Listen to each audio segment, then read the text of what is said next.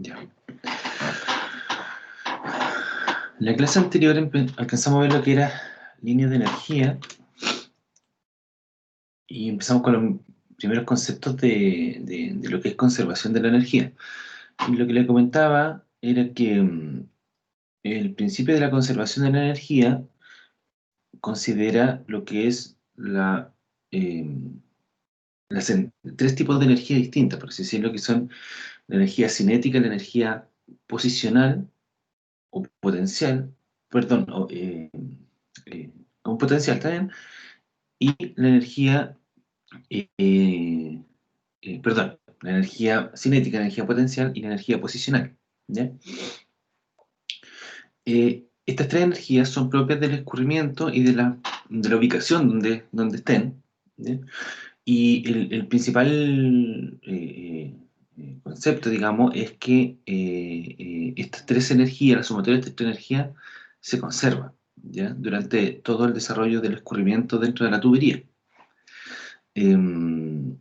Claro está que también dentro de estos procesos es lógico pensar que se producen pérdidas de energía debido al rozamiento, debido a, a cambio en dirección, cambio en el diámetro que tiene la tubería.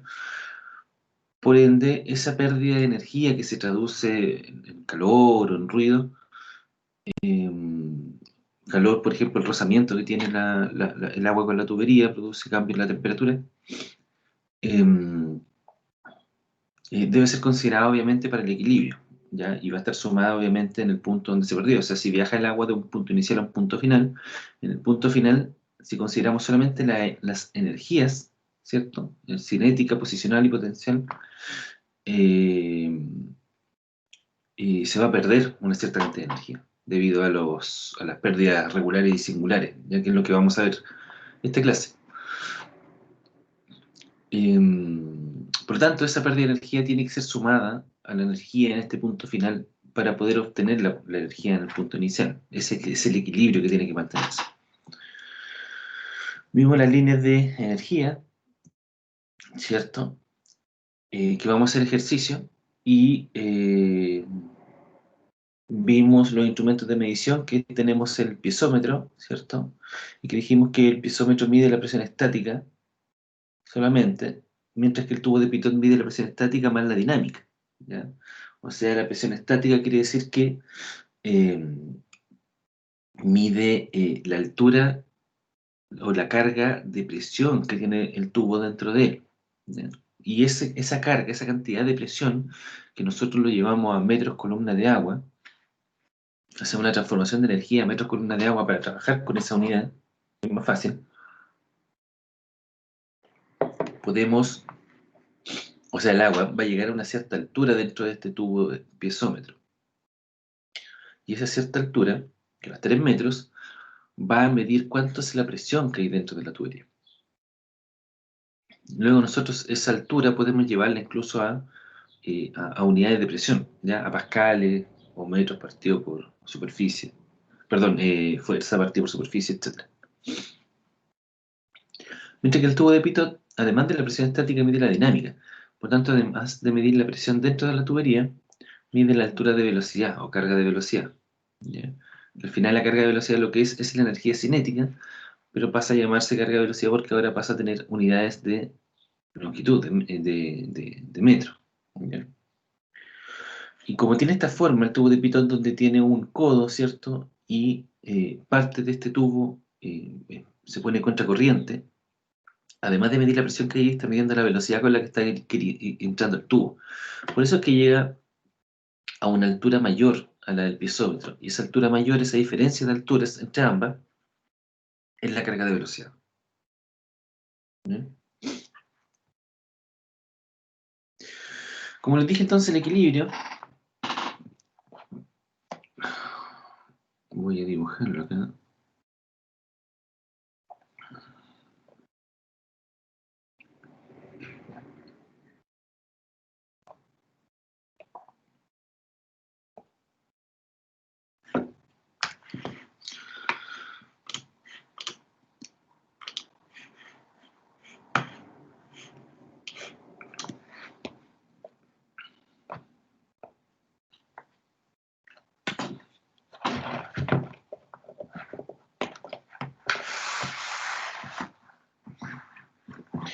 Si yo estoy dentro de una tubería,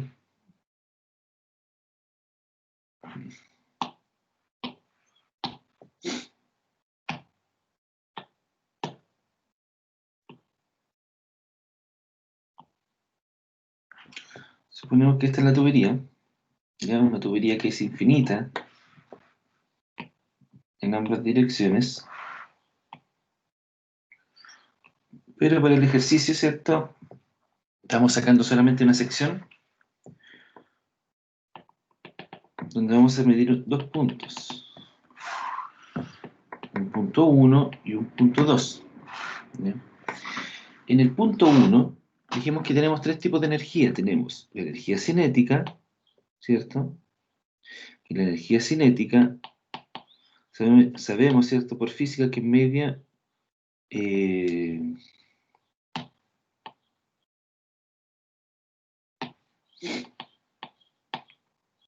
es igual a media masa por velocidad al cuadrado.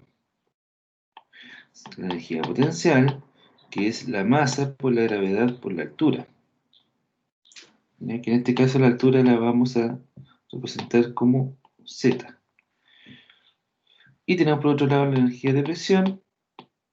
Vamos a poner energía así de presión, ¿cierto? Que es igual a la presión dividido el peso específico por, a ver, lo voy a hacer en otro lado mejor para que no se confunda ahí con ese 1 que está ahí.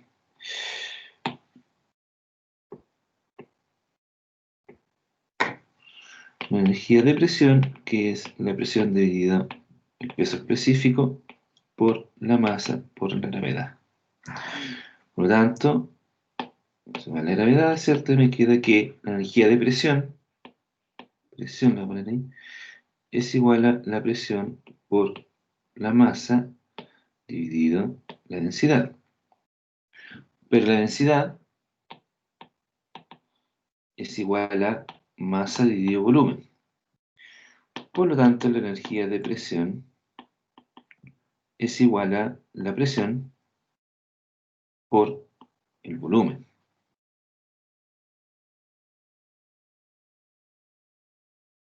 Ahora sabemos también que la presión es fuerza dividido área y que el volumen es área por altura.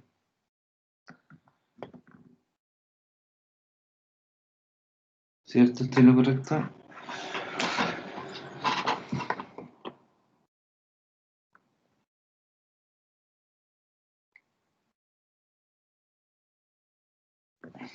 Por lo tanto, energía de presión es fuerza por altura. En el estricto rigor es fuerza por desplazamiento. Ahora bien, como vemos, estas son las tres energías que están presentes, ¿cierto?, dentro de la tubería. Por lo tanto, nosotros lo que hacemos con esto es dividir todo por el peso del agua y con eso obtenemos unidades de longitud. ¿Ya? Entonces lo que hacemos, voy a borrar esto,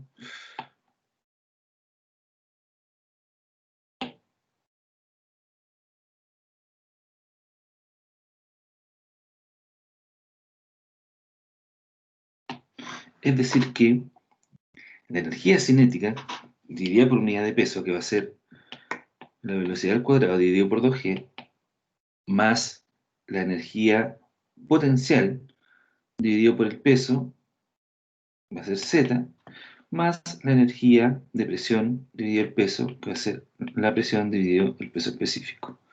Todo eso en el punto 1, que es este que estamos analizando, ¿cierto? Al llegar al punto 2 va a disminuir, y va a disminuir en b cuadrado partido por 2g más z2 más la presión 2 dividido el peso específico. ¿Ya? Va a haber una disminución en la energía en el punto 2 con respecto al punto 1. ¿Ya? La energía total en 2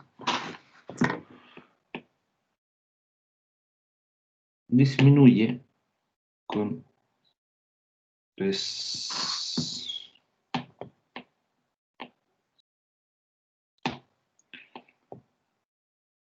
respecto a 1.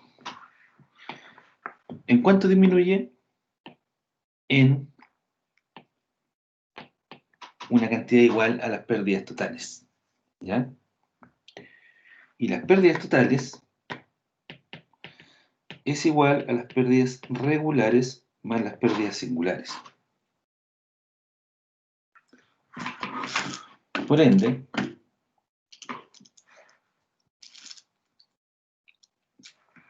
vemos ahora cómo obtener las pérdidas regulares y las pérdidas singulares. Las pérdidas regulares, como lo dice el nombre, son las pérdidas que se producen debido al rozamiento, que se producen de manera regular debido al rozamiento entre el agua y la tubería. ¿Ya? Es una pérdida que se va produciendo por la fricción entre el agua y el material, ¿ya? Por el que se está desplazando. Esta tubería obviamente puede ser de distintos materiales, puede ser de plástico, HDP, PVC, Valco, o bien puede ser de cemento, asbesto cemento, o puede ser metálica. ¿Ya? Metálica de fierro fundido, puede ser de cobre. ¿Ya? Entonces cada uno de esos materiales va a interactuar de forma distinta con el agua. Y va a interactuar de forma distinta porque va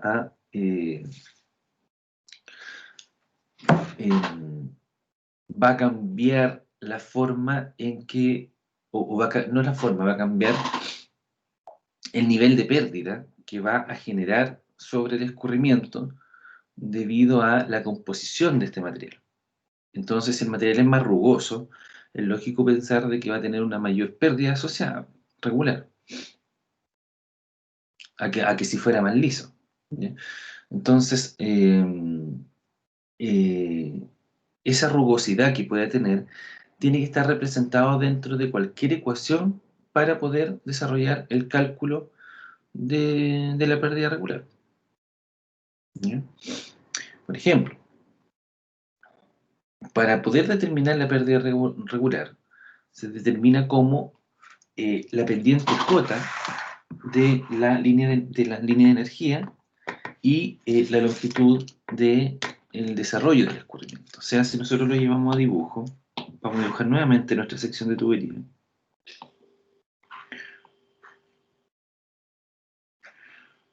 Entre el punto 1 que lo vamos a dejar acá abajo mejor porque no nos moleste, punto 1 y punto 2. Entonces nosotros vamos a tener, ¿cierto?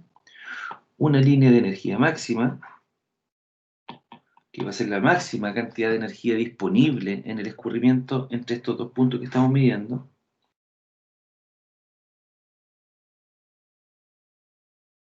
¿Ya?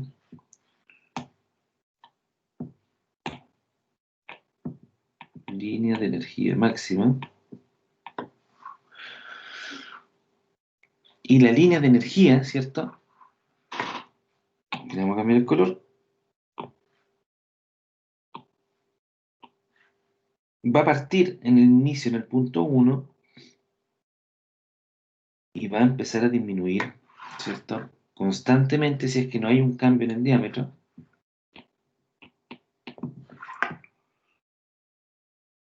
Va a empezar a disminuir constantemente hasta el punto 2. Luego, por aquí abajo, va a estar la línea de presión, paralela a la línea de energía en este caso, ¿ya? Porque la diferencia entre ambas líneas es la altura de velocidad. Si nosotros vemos la trigonometría que tiene este triangulito que se forma entre la línea de energía máxima y la línea de energía, ¿cierto? Nosotros vamos a tener aquí una pendiente de la línea de energía, con respecto a la línea de energía máxima, que esa pendiente se le asocia, ¿cierto? El valor J, ¿ya?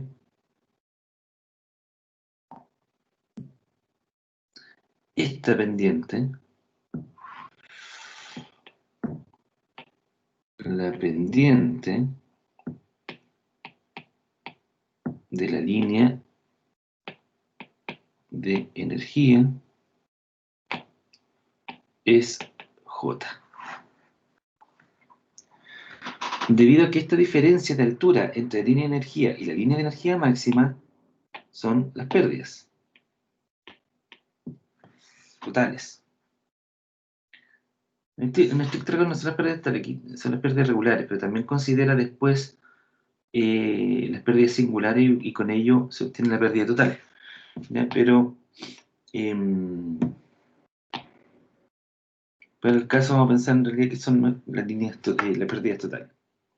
Entonces, esta pendiente que tiene la línea de energía con respecto a la línea de energía máxima, ¿cierto? J, puede ser más o menos inclinada, lo que va a producir que al llegar al punto 2 vas a tener un valor mayor o menor de la pérdida total. Y ese valor de la pendiente J va a ser más inclinada o no según cómo sea el escurrimiento, perdón, cómo sea el efecto que tiene la materialidad de la tubería contra el agua, ¿cierto? Ese escurrimiento. Por ende, es lógico pensar que si tenemos una tubería más rugosa, vamos a tener una mayor pendiente, va a tener un mayor J. ¿Bien? Y por eso, finalmente, las pérdidas regulares, ¿cierto? Las pérdidas regulares se denotan como la pendiente J por la longitud L del tramo, que la longitud L del tramo obviamente corresponde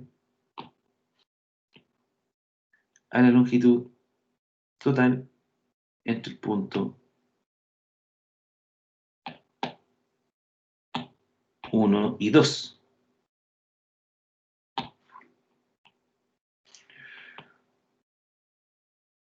Longitud L.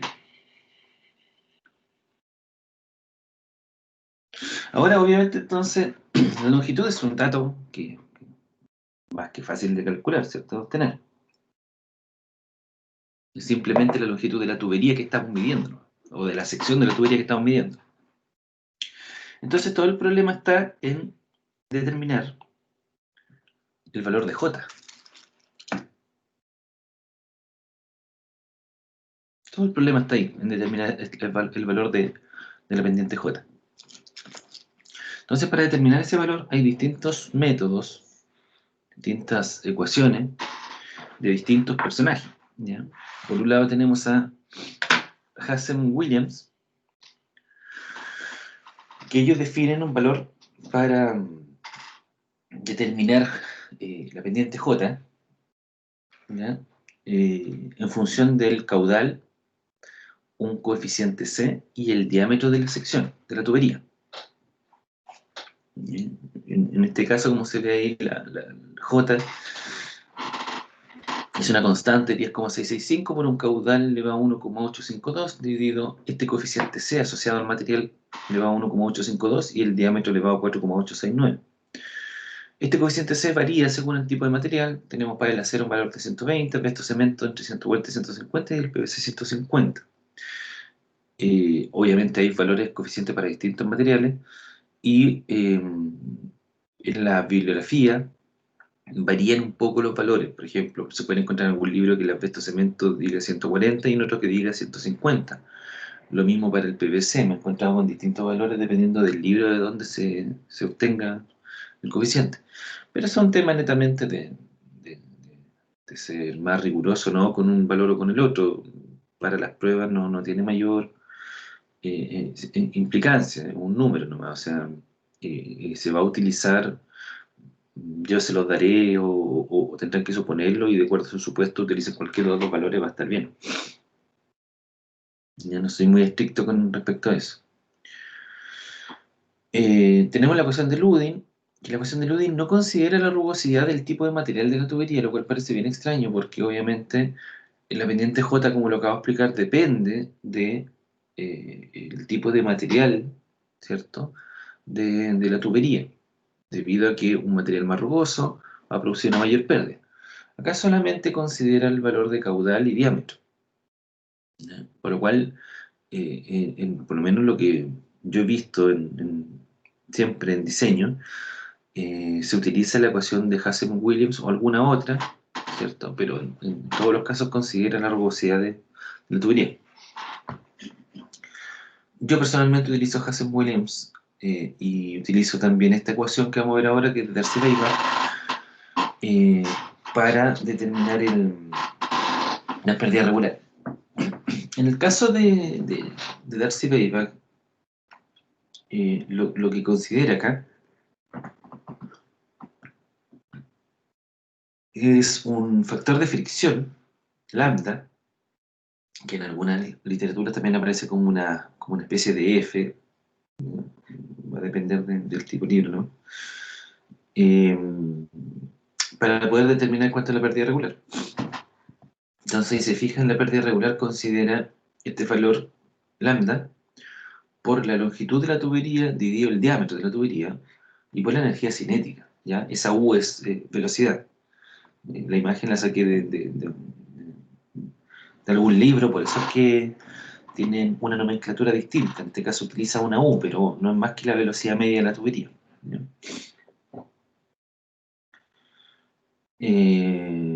Como les comentaba, el valor, el factor de fricción es el que hace toda la mágica. Eh,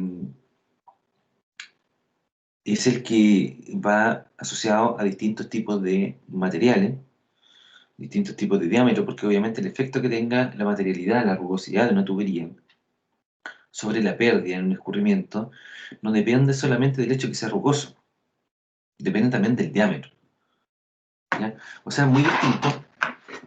Vamos a suponer una sección de tubería y le vamos a hacer un zoom, la vamos a hacer así bien ancha, ¿ya? Estamos haciendo un zoom a esta sección de tubería. Y suponemos que aquí la pared, ¿cierto? Esto negrito que le estoy dibujando acá es la rugosidad de la tubería, ¿ya? Como la porosidad que va a tener la tubería, eh, eh, o con el tiempo, igual que algo que vamos a ver ahora, con el tiempo se van generando una especie de costras dentro del tubo debido a los componentes que trae el agua, ¿ya? Por ejemplo, no sé, por el calcio que puede traer el agua que produce unas costras dentro de las tuberías, por eso que se llama gasificación, o debido a microorganismos que van produciendo una película dentro, como una especie de- como un musgo, por así decirlo, no sé, y que van produciendo un cambio en la rugosidad de la tubería. Entonces, esta rugosidad, ¿cierto?, va a tener un efecto. Si yo llevo acá esto lleno de agua, ahí está la flechita y está el caudal, ¿cierto?, va lleno de agua. Yo voy a tener agua acá, no sé, con otro color, azul. Líneas de corriente. Entonces, si se fijan estas líneas de corriente, ¿cierto?, las que estén más al centro no van a tener una influencia por parte de estas paredes, ¿ya? Por lo tanto, se van a desarrollar completamente bien dentro de la parte central de la tubería. Pero al irse acercando a las paredes, van teniendo un cierto efecto, donde hay una disminución en la velocidad, ¿ya? Por ende, el escurrimiento se denota, ¿cierto?, como que tiene esta figura, esta forma. No es, las líneas de velocidad no son todas paralelas entre sí, sino que van viéndose reducida la velocidad al acercarse a las paredes de la tubería y aumentan a su valor normal, por así decirlo, al ir más al centro de la tubería, ¿ya? Porque tiene menos efecto la rugosidad la, por sobre el escurrimiento. Entonces, el efecto que va a tener la pared de la tubería, ¿cierto?, por sobre el escurrimiento, va a depender también del diámetro que tenga esta tubería.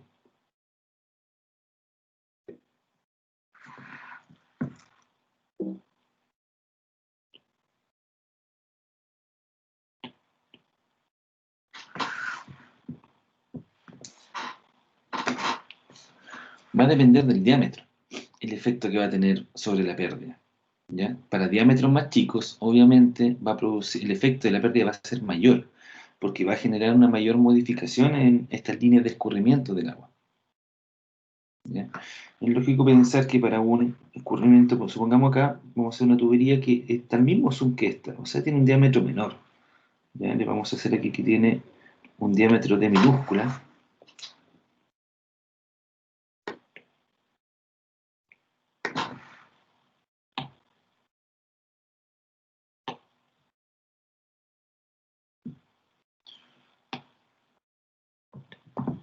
Y un diámetro de minúscula.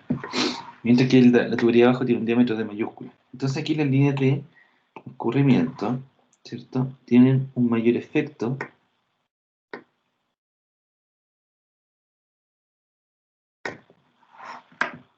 las paredes sobre el,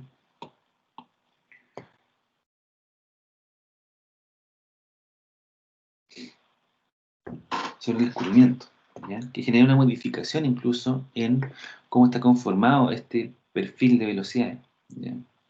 Tiene una forma distinta, debido a que las paredes están más cercanas entre sí, de la tubería, porque tiene un menor diámetro.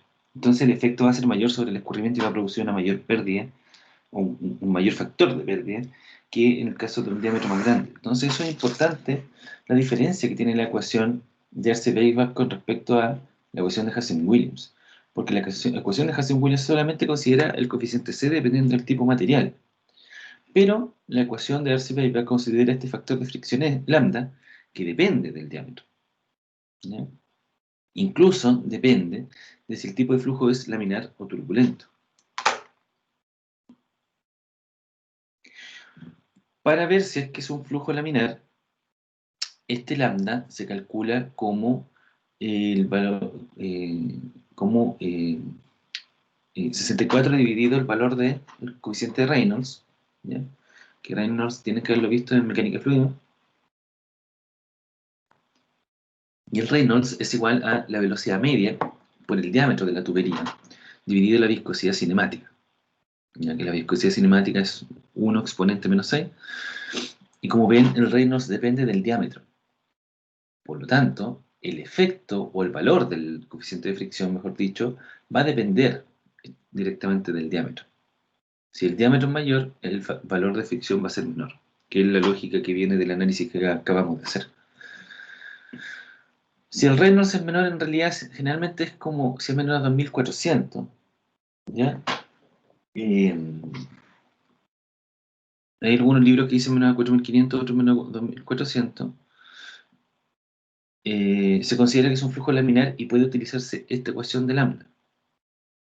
Si es un flujo turbulento, donde el Reynolds es mayor a 4500, 5000, ¿cierto? Se aplica la ecuación de estos caballeros, que son Prandtl, Colebrook y White, ¿ya? Y el lambda es igual a esta ecuación, que no me voy a poner a explicarla porque está clarísimo lo que considera. Considera el Reynolds, considera el factor de fricción y considera el caso S, que es la altura de rugosidad equivalente de las arenas de Nikuradse, ¿ya? Que es un valor, este personaje, Nikuradse, lo que hizo fue hacer un canal a nivel de laboratorio, ¿ya?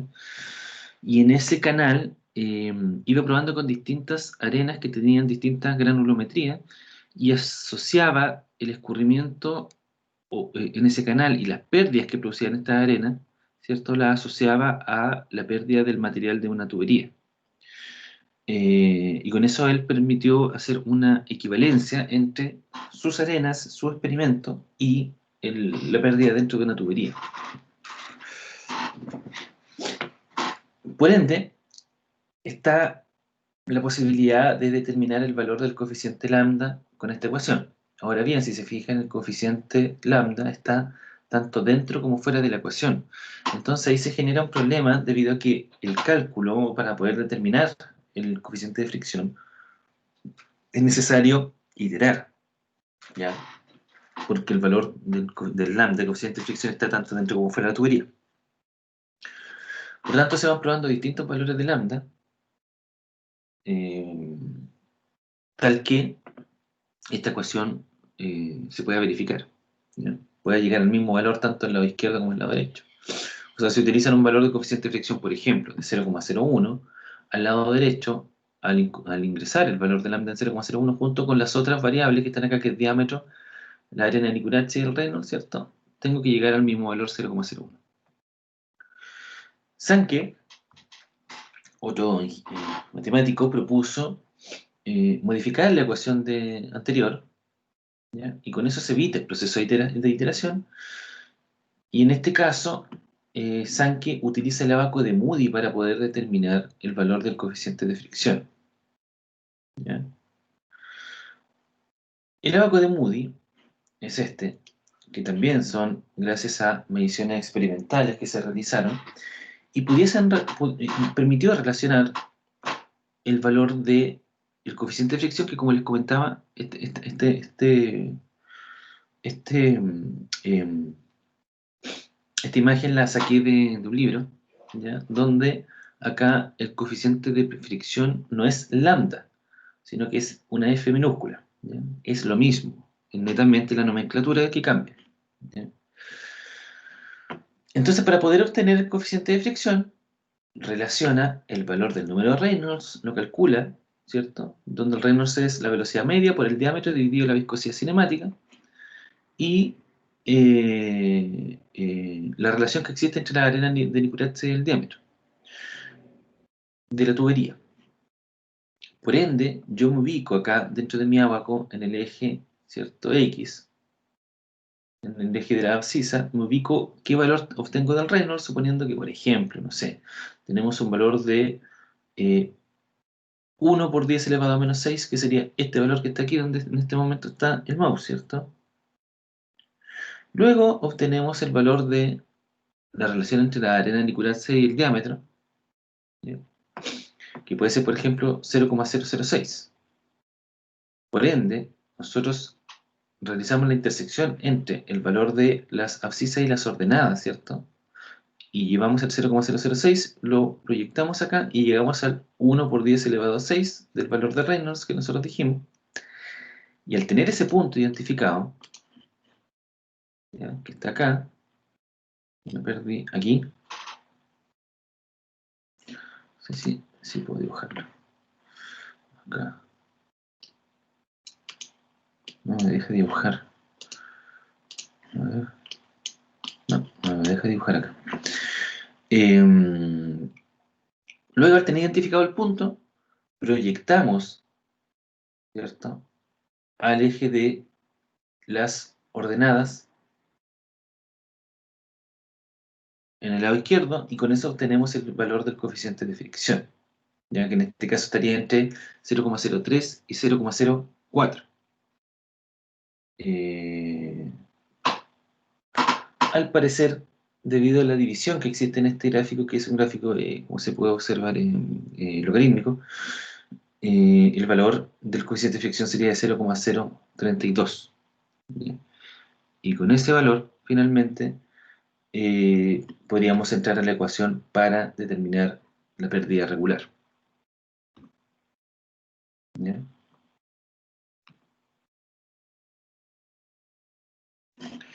Voy a ver acá.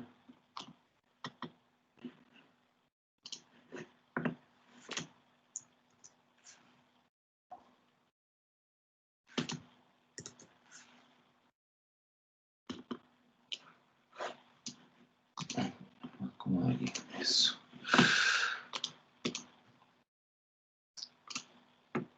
Deme un segundo. Veo que se unió Felipe Enríquez. Él no estaba inicialmente en el curso, ¿sí? Felipe, buenos días. Hola, profe. Lo tomé ayer en la toma por sistema. Lo tomo recién. Sí. Ya, bueno, le cuento que debido a los días viernes que se han suspendido actividades por distintas razones, esta recién es la segunda clase, así que no se perdió mucho. No sé si me parece, a ver, déjeme revisar. Sí, yo le subí al LMS, aquí les voy a proyectar. En el LMS está el link de la clase, bueno, no importa porque ya se unió a la clase. Y en el tema 2 está un link que lleva a una carpeta Dropbox. En esa carpeta yo le estoy subiendo el material y está el PPT y todo el cuento. Y en video de clases está la clase 1, que lo lleva un link de YouTube, ¿ya? Para que pueda ver la clase 1, para que se ponga al día. Esta clase también va a quedar grabada y la voy a subir durante el día para dejársela a disposición. Ya, profe, gracias. Ya. Somos poquitos, ¿ah? Son como 3, ahora son 3, la clase anterior fueron 2, me imagino que van a ser ustedes 3 nomás. Así que tratar de hacerlo lo más didáctico posible el tema. Estoy viendo aquí algún ejercicio que podemos hacer. Ah, ya, este es el ejercicio que viene después, me parece. A ver, denme un segundito para...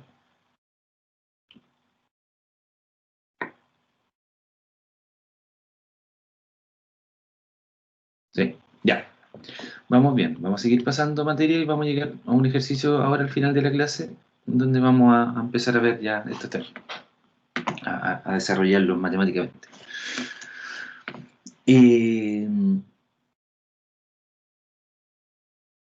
Visto el tema de pérdida regular, vemos ahora el tema de el principio de conservación de la masa, que es quizá uno de los principios más relevantes dentro del área de hidráulica, porque permite eh,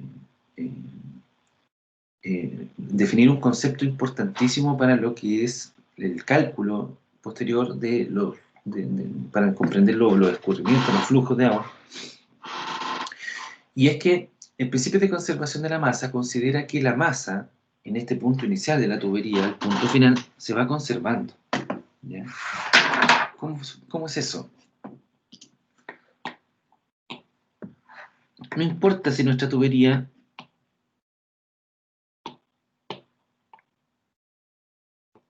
considera un diámetro constante, ¿ya? Diámetro igual constante, o no importa si nuestra tubería tiene una reducción, diámetro 1, diámetro 2, donde diámetro 1 es mayor a diámetro 2, ¿ya? O no importa si nuestra tubería tiene un ensanche paulatino, que se llama, que lo vamos a ver ahora también, diámetro 1, diámetro 2, donde diámetro 1 es menor a diámetro 2. No importa cómo sea la tubería, la masa que se mueve entre un punto 1, supongamos que aquí estamos sacando un volumen de control, estamos sacándole una foto ahí al agua que está escurriendo, ¿cierto? Va en dirección de izquierda a derecha el caudal aquí en todas estas tuberías, ¿ya? Va el agua dentro, imagínense que dentro de esta tubería está fluyendo agua. Si yo le saco una foto y digo, ah, perfecto, mira, en esta sección que tengo acá, de delta X, ¿cierto? Con una cierta, lo voy a dibujar mejor así, con un cierto diámetro, delta D, ¿cierto? Y esa cantidad de agua que se está moviendo en ese volumen de control, en esa foto que estoy sacando ahí, dentro de eso que tengo pintado negro, esa cantidad de agua, al llegar al punto 2, va a cambiar su distribución. Fíjense que acá está disminuyendo ahora este delta del diámetro, delta D, disminuye en altura, pero para poder compensarlo, ¿cierto? Se vuelve más ancho ese mismo cuerpo de agua, esa misma masa de agua. ¿Ya? Y con eso la va a compensar la pérdida en diámetro, aumentando, ¿cierto?, el ancho que va a tener este volumen de control que estoy analizando. Lo importante de esto, voy a borrar los otros, lo importante acá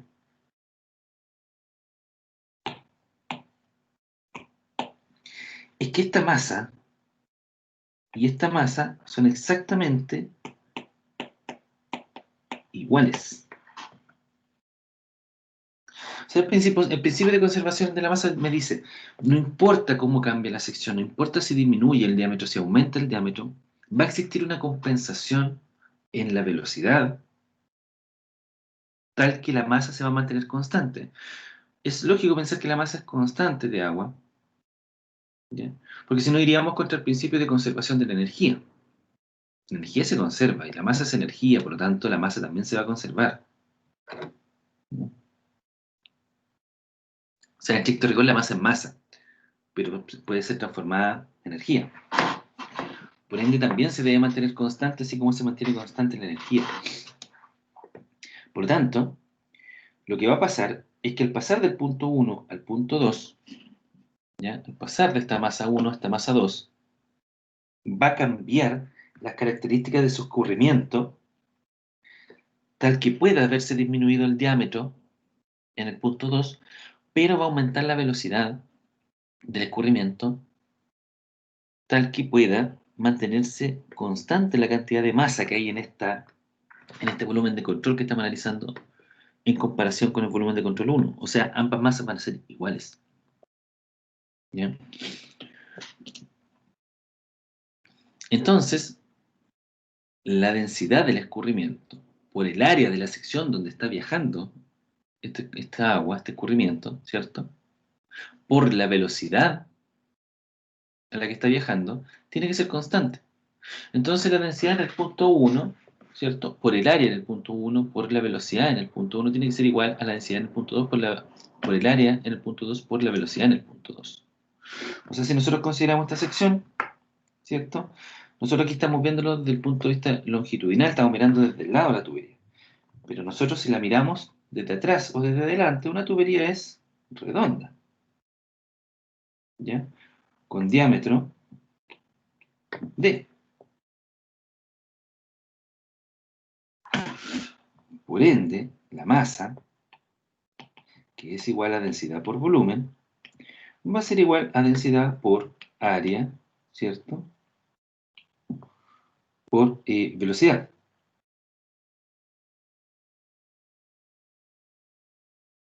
¿Ya? Hay un error aquí. Esto no va. No es lo mismo. La densidad por el área por el volumen es lo que se mantiene constante. ¿Ya? En este caso es eh, eh, la masa de agua por unidad de tiempo. O sea, toda esta masa que está aquí en este volumen de control, en una cierta unidad de tiempo, va a ser igual a toda la masa que pasa acá en este punto 2, ¿cierto? En la misma unidad de tiempo. Entonces, la densidad del punto 1 por el área del punto 1 por la velocidad en el punto 1 tiene que mantenerse constante en el punto 2. Ahí es donde se produce este equilibrio. La cantidad de masa por unidad de tiempo es la que se mantiene constante. Por ende, la densidad 1 por el área 1, que el área 1, como nosotros sabemos que esta tubería es circular, el área es pi por diámetro al cuadrado partido por 4, que es lo mismo que pi por radio al cuadrado, ¿cierto? Por ende,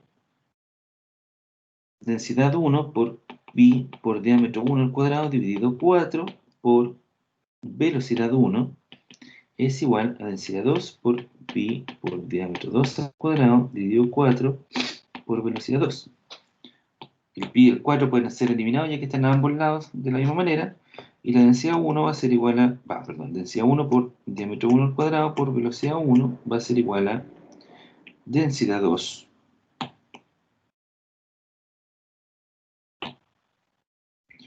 por diámetro 2 al cuadrado por velocidad 2. Incluso ahora si nosotros consideramos que las densidades, estamos hablando de un fluido incompresible, obviamente las densidades van a ser las mismas. Por lo tanto, las densidades se pueden eliminar. Entonces, el diámetro 1 al cuadrado por B1 es igual al diámetro 2 al cuadrado por B2. Entonces aquí llegamos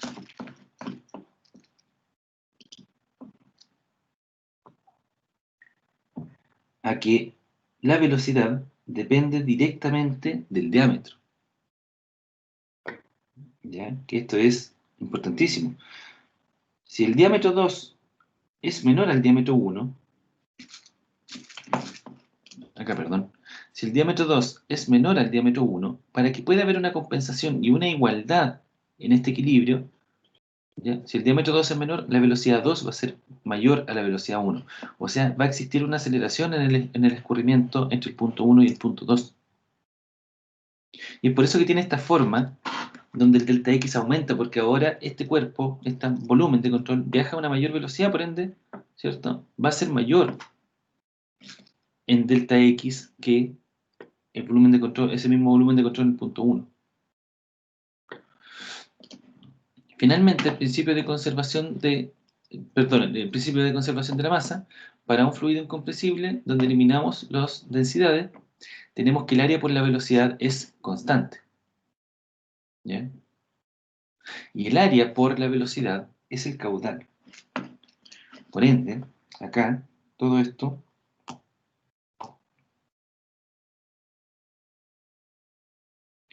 me dice que al eliminar las densidades por ser un fluido incompresible, tengo que el área 1 por la velocidad 1 es igual al área 2 por la velocidad 2, y eso es igual a caudal. El caudal es igual al área por la velocidad, ¿ya?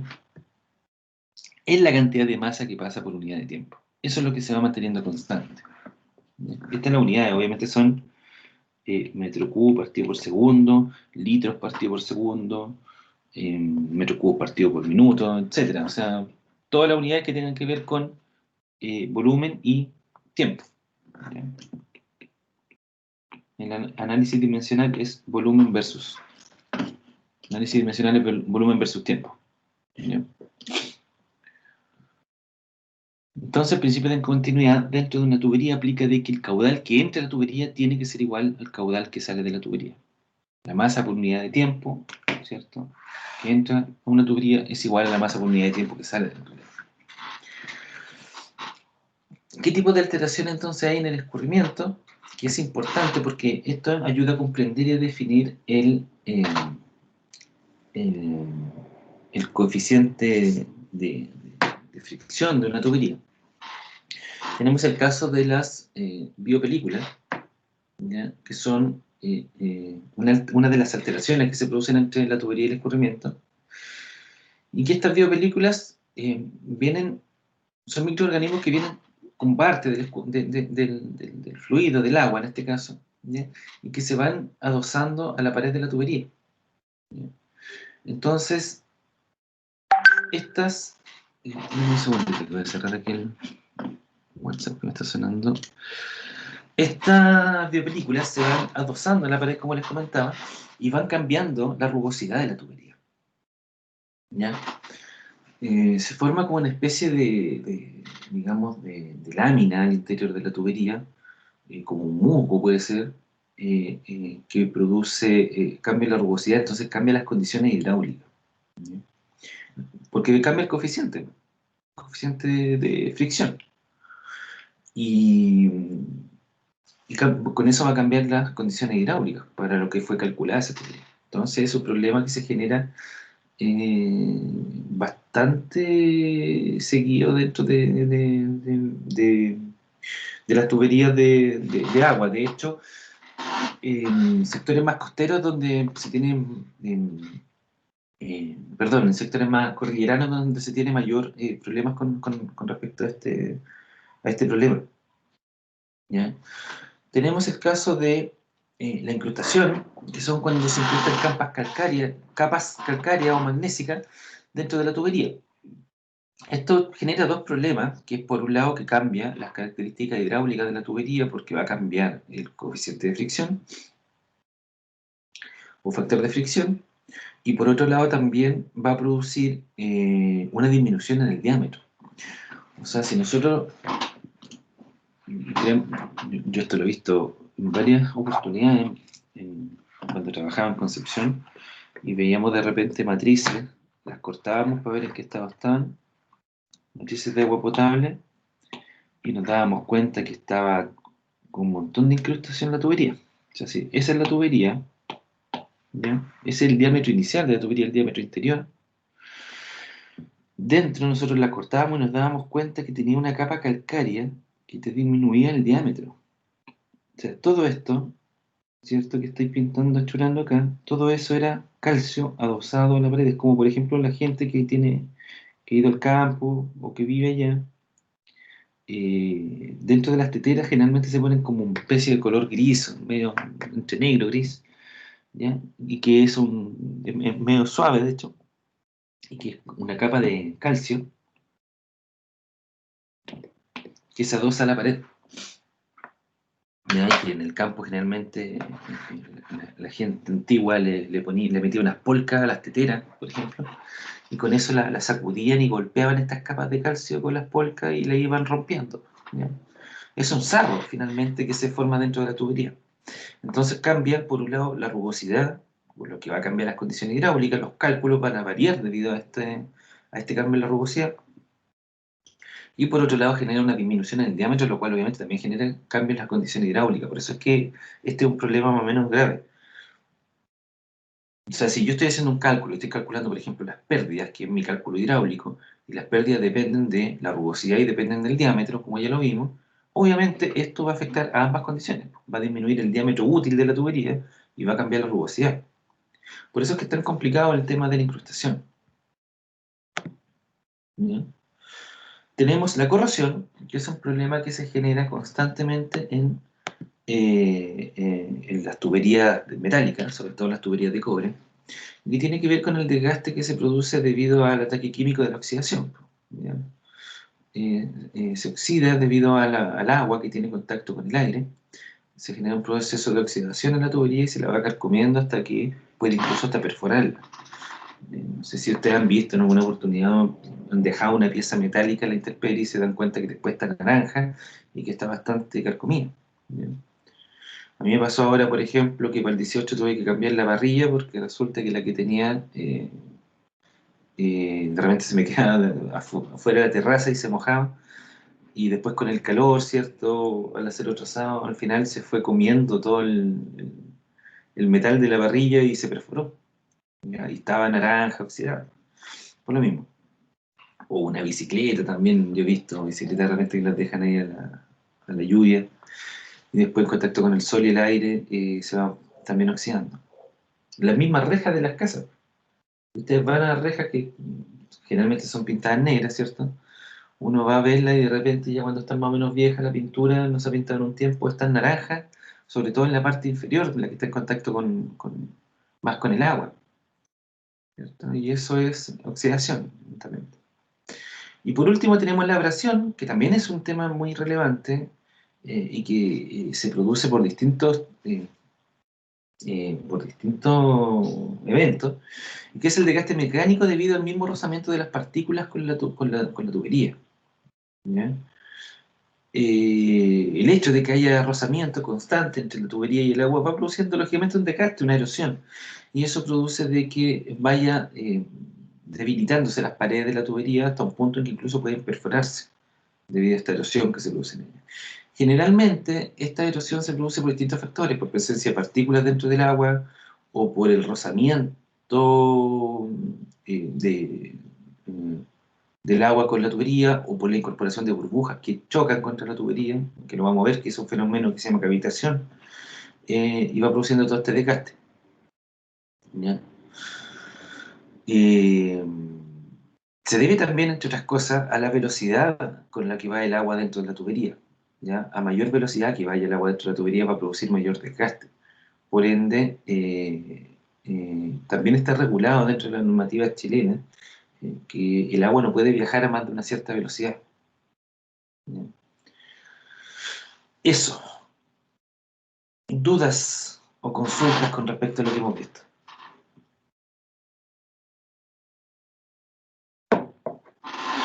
Sí, sí, alguna duda. Me van interrumpiendo nomás cualquier cosa que les salga. ¿Eh? Digamos ustedes. Profe, en la diapo anterior, ¿Ya? ¿La oración? sí, la abrasión, ¿eso es lo que le pasa a las tuberías de concreto en general o no? La verdad, todas lo sufren. Todos sufren este problema. Creo que los que más se ven afectados generalmente son las tuberías rígidas, ¿ya? Porque una tubería plástica como el HDP o el PVC tienen la gracia de que tienen memoria, que se le llama, de que pueden deformarse y volver a su posición inicial. Entonces, cuando se está produciendo este desgaste a usted, o un golpe de repente, por ejemplo, entre las partículas el oxígeno, cuando choca con la tubería, produce que la tubería pueda resistir ese golpe, a diferencia de una tubería rígida como el cemento, por ejemplo. ¿Ya? Pero también hay una gran diferencia en las tuberías de cemento, porque las tuberías de cemento tienen un espesor bastante considerable en comparación con una tubería plástica. Por ende, puede resistir más. Entonces, no necesariamente se produce más en un tipo de tubería o en otro. ¿Ya? Va a depender netamente de la homogeneidad de la tubería, que esté bien instalada, y de qué componentes lleva el agua, que van a ser los que van a producir este desgaste de la tubería. Si la tubería lleva, el agua lleva muchas partículas de suspensión, va a producir obviamente un desgaste mayor sobre cualquier tipo de tubería. No me atrevería a decir que hay una tubería que pueda verse más afectada que otra. Ok, profe.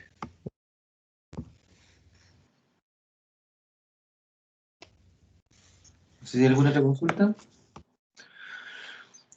Paremos 5 minutitos y volvemos y empezamos a hacer ejercicio. ¿Ya?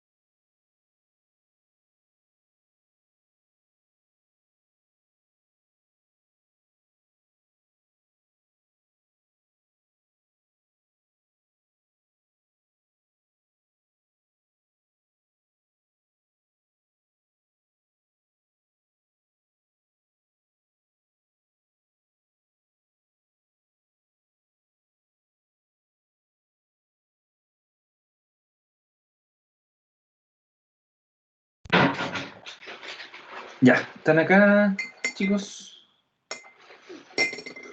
Sí, profe. Ya, sigamos entonces. Vamos a hacer el primer ejercicio. Dice, para la tubería de PVC de la figura, calcule la pérdida de presión en un tramo de 500 metros de tubería horizontal de 30 centímetros de diámetro, cuando pasan 200 litros por segundo. Dibuje la línea de energía entre ambos puntos. Ya, entonces, a ver, leyendo el ejercicio, lo primero que dice es que es una tubería de PVC, por lo tanto ahí ya tenemos un antecedente, sabemos qué tipo de tubería es, y nos está pidiendo calcular la pérdida de presión en un tramo de 500 metros, ¿ya? Y que la tubería tiene un diámetro de 30 centímetros y están pasando 200 litros por segundo por dentro de ella, ¿ya? Entonces nos pide que calculemos la pérdida de presión y nos pide que dibujemos las líneas de energía. Entonces,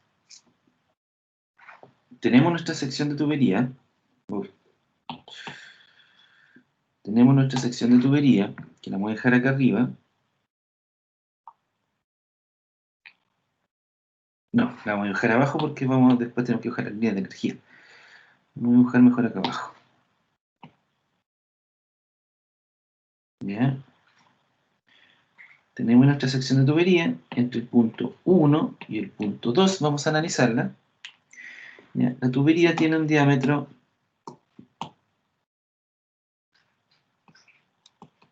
¿cierto? De 0,3 metros o 30 centímetros, que decía en el enunciado, que es constante porque no nos dice otra cosa, ¿cierto?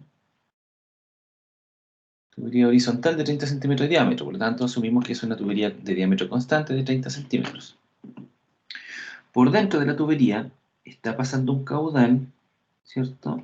Caudal de 200 litros por segundo, ¿era? 200 litros por segundo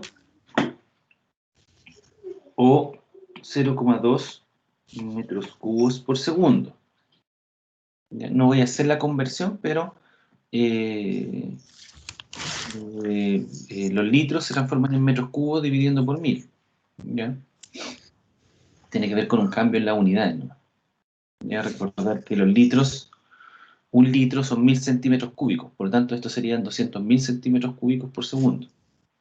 Y ahí habría que transformar los centímetros cúbicos a metros cubos y se van a dar cuenta de que un litro por segundo es, o sea, perdón, 200 litros por segundo son 0,2 metros cubos por segundo.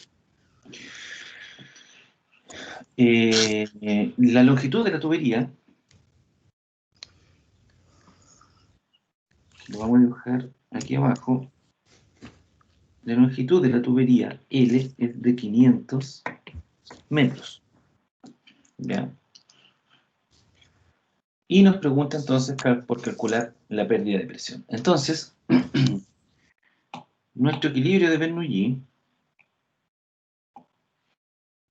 ¿cierto? Nos dice que la energía en el punto 1 o el Bernoulli en el punto 1 que se le llama es igual a la energía total en el punto 2 más las pérdidas totales que se han producido entre ambos puntos. O sea, toda la energía del Bernoulli, ya del análisis de la ecuación de Bernoulli, toda la energía que tiene el agua en el punto 1, que es la energía cinética más la energía de presión más la energía de velocidad, perdón, energía cinética más la energía de presión más la energía de posición, es constante entre el punto 1 y el punto 2. Todas esas energías en el punto 1 son iguales a la energía en el punto 2, más las pérdidas que se han producido en el escurrimiento entre el punto 1 y el punto 2.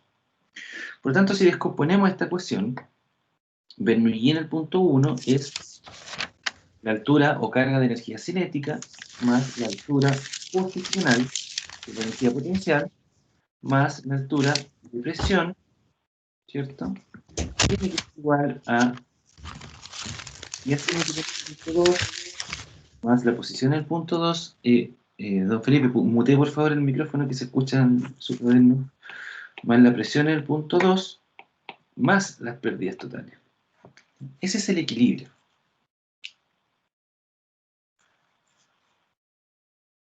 Que se produce entre el punto 1 y el punto 2.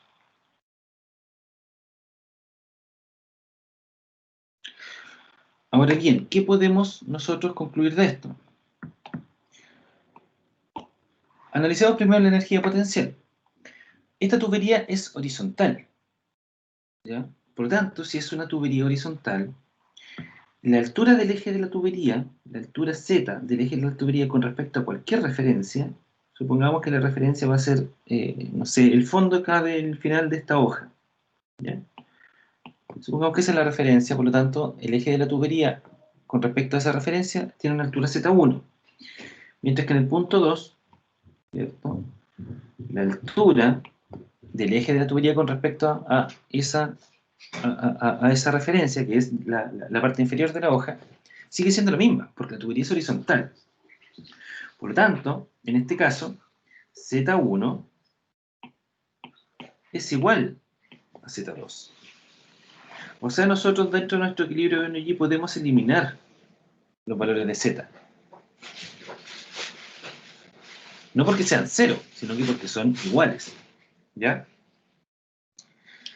Luego analizamos las velocidades dentro del escurrimiento. Y concluimos anteriormente, ¿cierto?, que por principio de continuidad, el caudal 1 es igual al caudal 2. Y que eso es el principio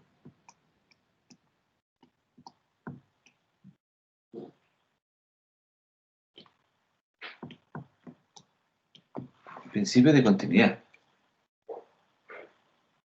¿Ya? Entonces,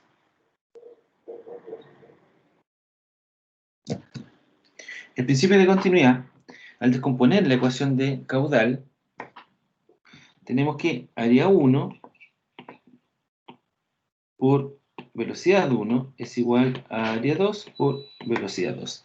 Entonces, como nosotros podemos observar en este problema, ¿cierto?, las áreas son constantes, porque no hay cambio en el diámetro es constante. Entonces, el área 1, el área en el punto 1 con respecto al área de la tubería en el punto 2 es la misma.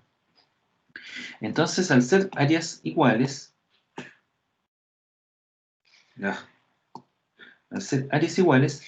velocidades también van a ser iguales. Por lo tanto, pasa lo mismo que al analizar los Z, ¿cierto? Si B1, si el Z1 es igual al Z2, en este caso el B1 es igual al B2. Las velocidades en ambos puntos son iguales. Por lo tanto,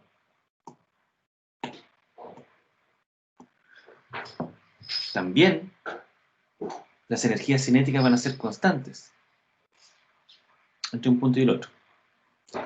Entonces, como me está preguntando por la caída en la presión, fíjense que ahora los únicos parámetros que me quedan son la altura de presión en el punto 1, que, ¿cierto?, la altura de presión en el punto 2 y las pérdidas totales. Voy a borrar acá para poder seguir desarrollando el ejercicio.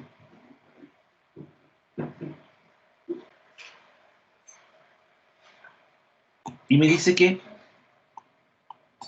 la presión, la altura de presión del punto 1 es igual a la altura de presión del punto 2 más las pérdidas totales. Y la pregunta es determinar la caída, la pérdida de presión en este tramo de 500 metros. Por lo tanto, la pérdida de presión va a ser como el diferencial de presiones entre el punto 1 y el punto 2. O sea, la presión 1 menos la presión 2 va a ser la caída de presión. Y va a ser igual eso a la pérdida total. O sea, la caída en la presión delta P va a ser igual a la pérdida total. Que en este caso, ¿cierto?, la pérdida total es solo pérdida regular.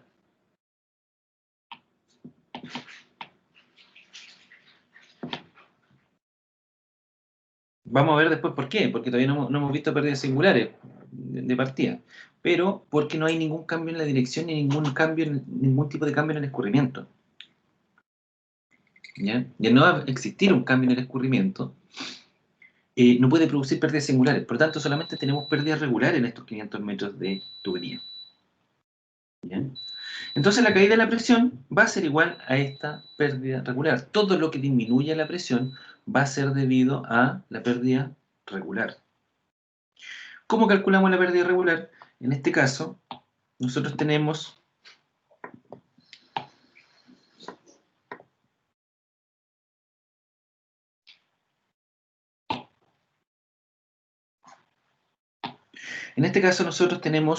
los datos de diámetro, longitud, y sabemos que la tubería es de PVC. Entonces, si nos vamos a la materia, vemos que se nos complica utilizar la ecuación de Darcy-Weisbach para poder determinar la pérdida regular, debido a que considera un factor de fricción que no conocemos y que para poder determinarlo necesitaríamos conocer un montón de factores, como son el valor de Reynolds, el valor de la arena equivalente de Nigurat, etc. ¿Bien? Cosa que no tenemos. Por tanto, podemos utilizar una ecuación que sí conocemos, que es la ecuación de Hazen-Williams, que depende del caudal, del diámetro y del coeficiente C de la tubería que estamos utilizando. Datos que sí conocemos para obtener la pendiente J de la línea de energía. Conocemos el caudal, 200 litros por segundo, conocemos el coeficiente C, porque si nos vamos al cuadro de la derecha, ¿cierto? Para una tubería de PVC sabemos que el coeficiente C es 150, y conocemos el diámetro, que es 0,3 metros. Por lo tanto, podemos calcular el J, y si se fija en la pérdida regular, es igual al J, a la pendiente, por la longitud. Y la longitud también la conocemos, que es de 500 metros. Por lo tanto, la pérdida regular, que es igual a J por L, es igual a 10,665 por el caudal elevado a 1,852 dividido coeficiente C elevado a 1,852, que para la próxima lo vamos a dejar juntos porque tiene el mismo exponente, por diámetro elevado a 4,869, y todo eso por la longitud L.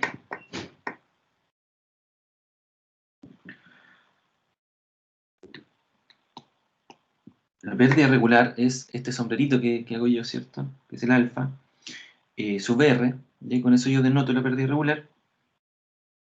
Es igual entonces a 10,665 por el caudal, que el caudal sabemos que es 0,2 metros cúbicos por segundo.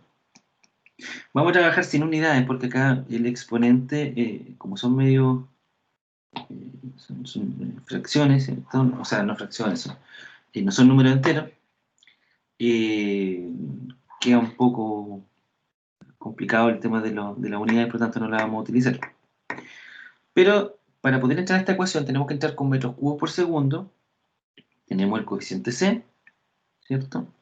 Elevado a 1,852 por la longitud, que la longitud son 500 metros, dividido el diámetro.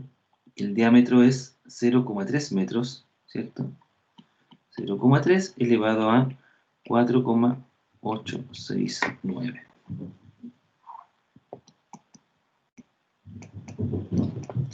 ¿Cuánto da ese cálculo? Vamos a ver.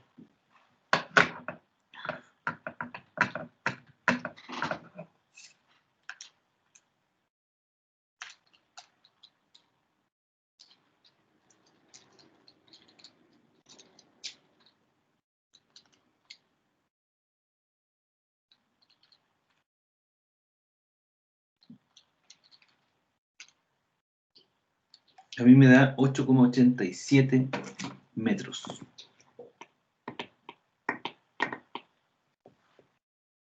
Por lo tanto,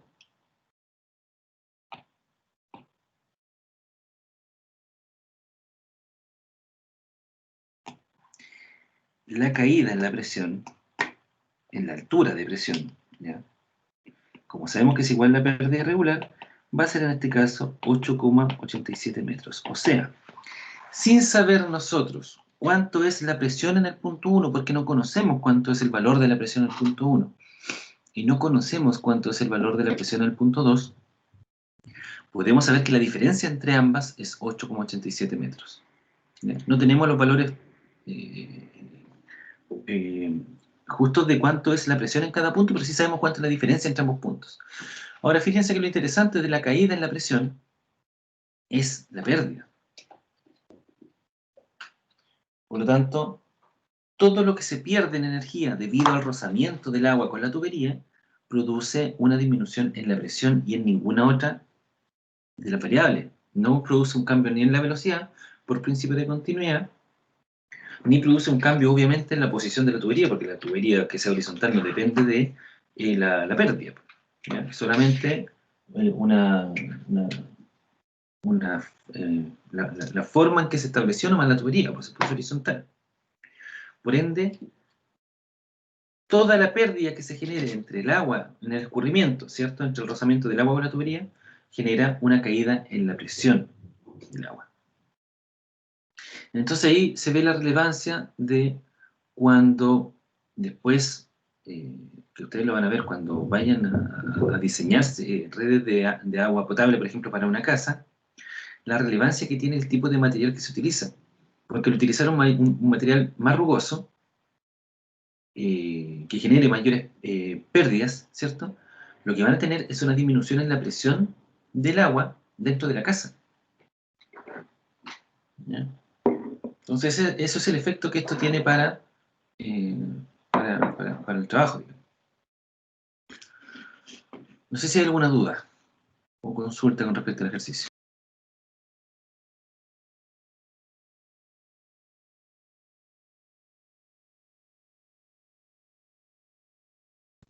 No, profe.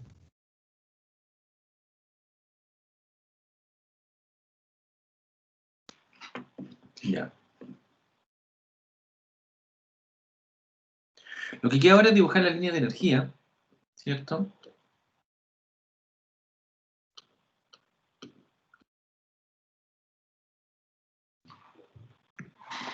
Vamos a dibujar la línea de energía. Ya tenemos la caída en la presión. Ahora dibujamos la línea de energía. 8,87 metros de la caída en la presión. Lo vamos a dibujar aquí mismo. Entonces nosotros sabemos que la línea de energía, tenemos una línea de energía máxima entre el punto 1 y el punto 2, ¿cierto? Esta línea de energía máxima, con respecto a la referencia, que nosotros dijimos que era la parte inferior de esta hoja, ¿cierto? Ahí, no está mostrando el dibujo.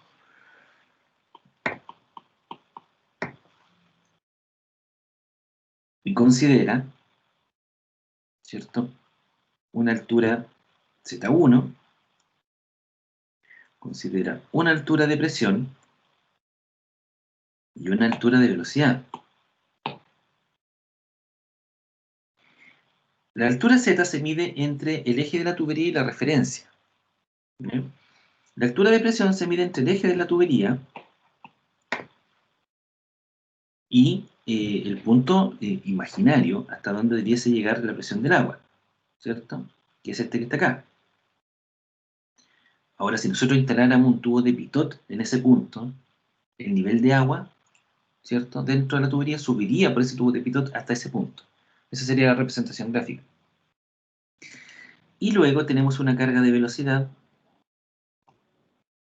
igual a velocidad 1 al cuadrado dividido 2 veces la gravedad. ¿Ya? Ahora bien, en el punto 2,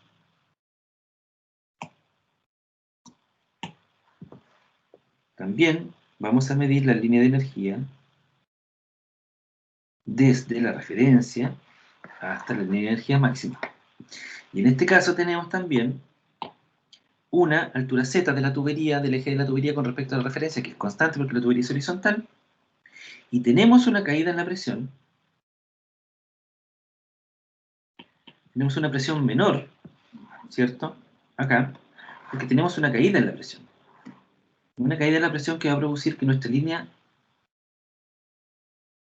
de presión sea descendente.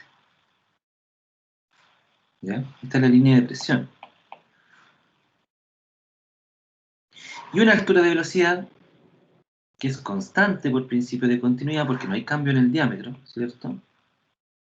como ya hicimos el análisis anteriormente, velocidad al cuadrado dividido por 2g es igual a velocidad 1 al cuadrado partido por 2g. Esa distancia es constante, o sea, la línea de energía es paralela a la línea de presión. Y aquí tenemos una nueva componente dentro de nuestro dibujo de la línea de energía, que es esta que está aquí arriba, ¿cierto? Entre la línea de energía y entre la línea de energía máxima. La línea de energía máxima es la máxima energía disponible y es constante porque la máxima energía disponible es la que se debe mantener constante por el equilibrio de Bernoulli, ¿cierto? Por conservación de la energía. Por lo tanto, este delta que no tengo considerado acá va a ser, en este caso, la pérdida regular. O sea, en el punto 1, la energía es la suma de la energía de posición más la energía de presión más la energía cinética, ¿no? Energía de velocidad, energía de posición o energía potencial, energía de presión, oh, no me deja esta cosa pesar, y energía cinética.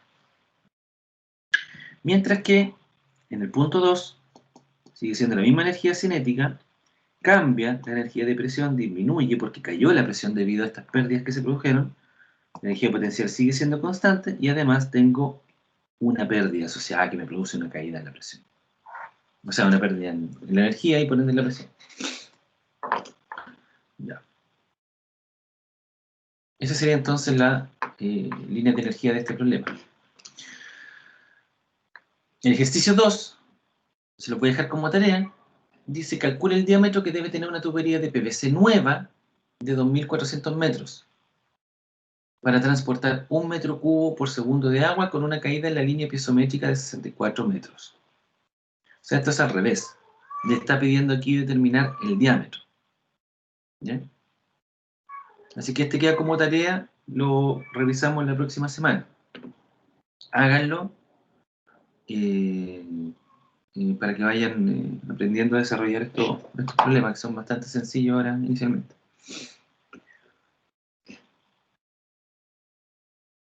Ya vimos las pérdidas regulares y ahora nos toca ver las pérdidas singulares. Y con respecto a las pérdidas singulares dice, al igual que para las pérdidas regulares, las pérdidas singulares se cuantifican mediante un coeficiente de pérdida singular. No es regular, es singular la palabra. Entonces la pérdida singular en este caso es igual a este coeficiente de pérdida por la energía cinética, por la carga de velocidad al cuadrado, partido por 2g, ¿cierto? Esa es la carga de velocidad. Ahora aparece ahí una sumatoria, debido a que en las pérdidas singulares, cuando no tenemos cambio en el diámetro, como la velocidad es constante, la pérdida singular se cuantifica como esta energía cinética multiplicada por la sumatoria de los coeficientes de pérdida singular. Este coeficiente de pérdida singular va a depender del material, de cómo sea el cambio en la sección, del diámetro que tenga la tubería, del tipo de cambio, que puede ser una curva, una bifurcación, codo, etc. O sea, depende de varios factores. ¿Bien? Tenemos distintos tipos de condiciones que se pueden dar para el cambio de la sección y que puede producir una pérdida singular. Por ejemplo, se produce a la entrada de un estanque. Supongamos que hay un estanque, por ejemplo, una botella. A ver, lo voy a dibujar mejor para que quede más claro. Supongamos, no sé, porque nosotros tenemos un barril, o a ver, uno de estas tinas de pintura, ¿cierto? O de Vicrón, ¿cierto? De esos de que traen arte pintura, no sé cuántos litros son. Y lo llenamos con agua. Pero antes nosotros conectamos a este tubo, o sea, esta tina, ¿cierto? Este barrilcito, le conectamos una manguera. Esta es la manguera. Por lo tanto, nosotros lo llenamos de agua. Ese triangulito invertido indica la superficie libre del agua, por si acaso. Y el agua, al incorporarse a la manguera, aquí en esta sección, ¿cierto? Al incorporarse el agua acá, se está produciendo una pérdida en este punto, en esta entrada. ¿Ya? Se produce una pérdida singular. Por eso se llama, esta parte se llama entradas. Y esta pérdida, este coeficiente de pérdida, fíjense acá abajo, que va a depender directamente de la relación que hay entre el radio de giro de la arista en la entrada y el diámetro de la tubería. ¿Ya? A mayor radio de giro, mayor es la relación que hay entre el radio de giro y el diámetro, suponiendo el diámetro constante, y a mayor radio de giro va disminuyendo la pérdida.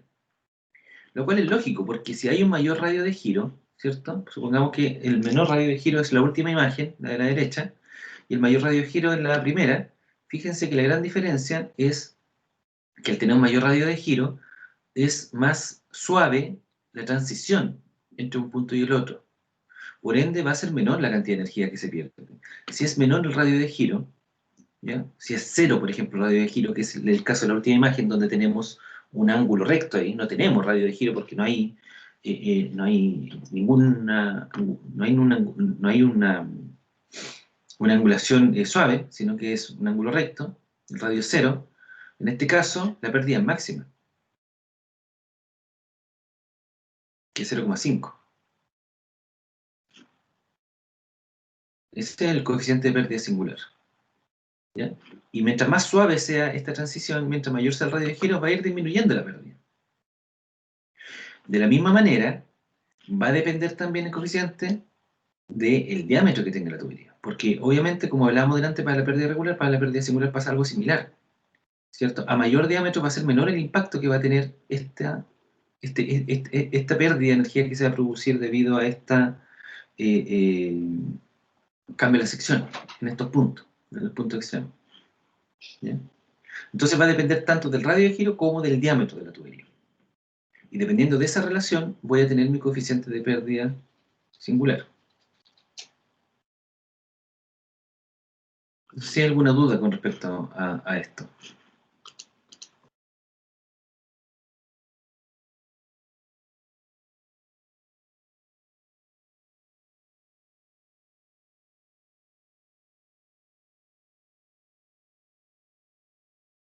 Profe, cuando hablamos de la pérdida, esa no varía dependiendo del fluido, solo depende del ángulo de entrada. No depende del fluido. O sea, usted dice si aceite, agua u otro. ¿A eso se refiere? Eso. Sí, no depende del fluido. Depende solamente en este caso de las características del contorno. ¿Ya? Pero no depende del fluido.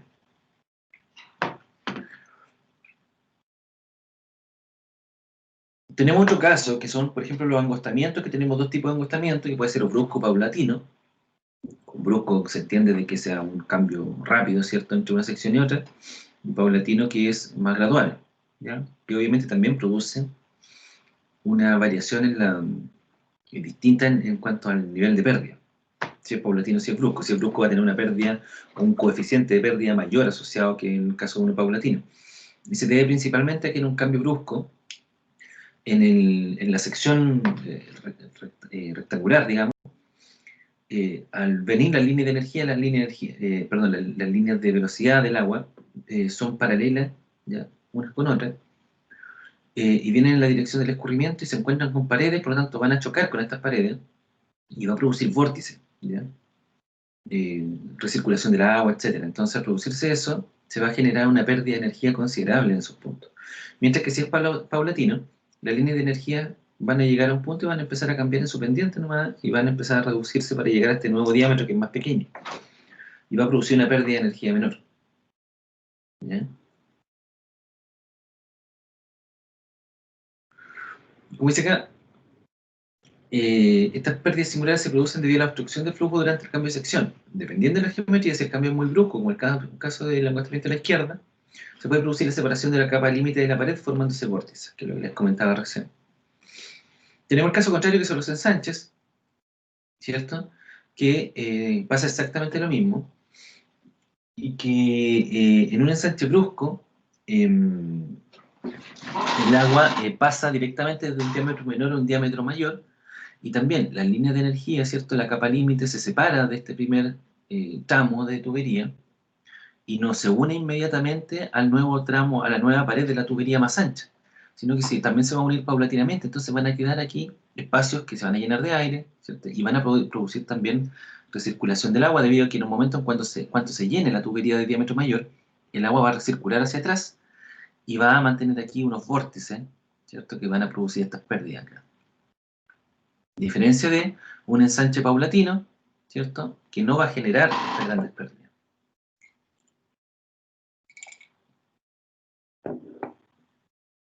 ¿Ya? Ustedes van a ver después cuando tengan ramos de sanitaria y en el trabajo también, de que generalmente eh, cuando se instalan matrices o tuberías en general se utilizan reducciones. Generalmente para las casas las reducciones y los ensanches son bruscos, ¿m? Porque no es tanto el efecto que pueda tener sobre la pérdida, pero en el caso de matrices de agua potable, donde ya estamos hablando de diámetros más grandes, se utilizan piezas especiales que son estos ensanches o encostamientos paulatinos, ¿ya? Para no pasar por eso. El ensanche es una de las pocas casos donde se puede determinar de forma teórica cuánto es el coeficiente de pérdida. Por ejemplo, nosotros vimos acá que para la entrada, ¿cierto? Y para todos estos, yo no los puse, pero para todos hay una tabla asociada entre la relación de los radios de giro, el diámetro y el coeficiente de pérdida. Entonces, como vemos, esto se obtiene mediante laboratorio, esta relación que hay entre el radio, el diámetro y el coeficiente de pérdida. Pero sin embargo, el ensanche es uno de los pocos que permite desarrollarlo mediante fórmulas, mediante ecuaciones, ¿ya? Y finalmente, para poder determinar el coeficiente de pérdida, hace una relación entre las áreas, ¿ya? Y con eso puede determinar cuánto es el coeficiente de pérdida asociado. En este caso, el coeficiente de pérdida para el ensanche brusco es área 2 dividido área 1 menos 1 al cuadrado, ¿ya? Tenemos el caso de las curvas, que las curvas también, obviamente hay una relación entre el radio de giro y el diámetro, y con eso obtengo el coeficiente de pérdida singular. Y como dice, son complicados porque depende de varios factores, del ángulo de curvatura, ¿cierto? La relación que tenga este y el diámetro, la rugosidad que tenga el Reynolds del flujo también, porque va a tener un impacto sobre todo, pero estas tablas son una buena aproximación para determinar estos coeficientes de pérdida singular. Y lo mismo, exactamente lo mismo que vimos en la entrada, ¿cierto? Dependiendo de esa relación, vamos a ir obteniendo un coeficiente de pérdida singular, ¿ya? Tenemos el caso de los codos, lo mismo. En este caso, a diferencia de las curvas, ¿cierto? Los codos va cambiando en su ángulo, por lo tanto, la relación que existe entre el coeficiente de pérdida singular es con respecto al ángulo, más que con respecto a la relación de el radio de giro y el diámetro. Acá es con respecto al ángulo. ¿Cuánto es el ángulo que tiene ese codo? Puede ser una curva, por ejemplo, un octavo, un sexto, distintos tipos de angulaciones, y dependiendo de ese ángulo vamos a obtener cuánto es el coeficiente de pérdida singular asociado. ¿Bien?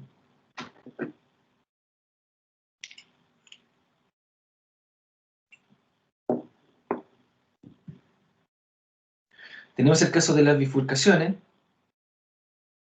La pérdida de energía en bifurcaciones se producen fundamentalmente debido a la separación del flujo y la generación local de vórtices, ¿ya? Traemos un caudal, y al pasar este caudal y dividirse entre los dos tramos, por principio de continuidad el caudal debe seguir siendo el mismo. O sea, si traemos un caudal inicial, ¿cierto?, desde la izquierda, y luego se separa en dos flujos, la suma de los caudales de esos dos flujos tiene que ser igual al caudal inicial. Por principio de continuidad, la masa por unidad de tiempo tiene que ser constante, ¿ya? Pero al producirse esta división en el flujo, se producen en estas aristas ciertos vórtices, pérdidas de energía. Por lo tanto, también tenemos una singularidad acá. Fíjense que arriba, al medio, en la figura al medio, tenemos una T que se utiliza constantemente en la construcción em, de red interior de agua potable, ¿cierto? Entonces ahí vamos a producir pérdidas asociadas, por lo cual cada una de las piezas que se instalen dentro de una casa va a tener una pérdida asociada. Cada una de las singularidades, cada uno de los cambios de dirección va a tener una pérdida asociada. ¿Ya? Entonces cuando se calcula, porque se calcula la red interior de agua, porque obviamente uno necesita que al segundo piso llegue agua, ¿cierto? Al tercer piso llegue agua. Y para que llegue agua al segundo o tercer piso necesita que tenga presión. Por tanto, la red interior se va a calcular dependiendo de cuánto es la presión que tengo disponible en la matriz afuera a la que me voy a conectar, ¿cierto? Y voy a calcular todas las pérdidas en el interior de la casa, cosa de que pueda tener presión de agua en todos los niveles de la casa. Tenemos el caso contrario de la bifurcación, que son las confluencias, donde vienen dos caudales, ¿cierto? Para sumar solamente uno aguas abajo, ¿cierto? En la tubería. También produce una pérdida por lo mismo. Esta unión, ¿cierto? En los escurrimientos produce vórtice en las proximidades de ese cambio de dirección. ¿Ya? Tenemos también, además de las piezas especiales como son los codos, las bifurcaciones, etcétera, las T, tenemos el caso de las válvulas, o sea, todas las llaves del agua potable, ¿cierto? O las válvulas más grandes para las matrices, qué sé yo. Todas esas llaves también generan una pérdida. Todas las válvulas generan una pérdida. Por el hecho de abrirla y cerrarla, tiene dentro un mecanismo que produce una pérdida singular, ¿ya? En el agua.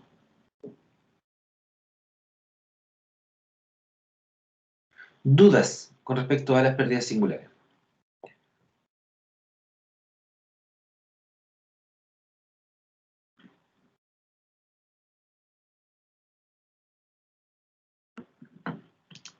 Yo por lo menos no, profe. Ya. A ver, nosotros tenemos la prueba el 23 de octubre. Vamos a ver cómo se van dando las cosas y creo que vamos a tener que modificar esa fecha porque hemos perdido, a ver, estamos ahora 25, ¿cierto? Sí. Hemos perdido una pura clase que es la del 11. ¿O no? Me parece que... No, perdón, la primera, que hubo una descoordinación, no pudimos tener esa clase. Tuvimos la clase del 11 y ahora estamos en la del 25. Por lo tanto, nos quedan supuestamente 1, 2, 3 clases para la prueba. Yo creo que vamos a tener que modificar esa fecha y vamos a dejarla para el 30 de octubre. ¿Ya? Voy a modificar esto y lo voy a subir eh, para tener una clase más, porque estamos medio corto de tiempo. Y hay que hacer el ejercicio. Así que la prueba va a quedar para el 30 de octubre. ¿Ya? Presión negativa. Ya, tenemos aquí el caso. Quiero ver cuánto falta.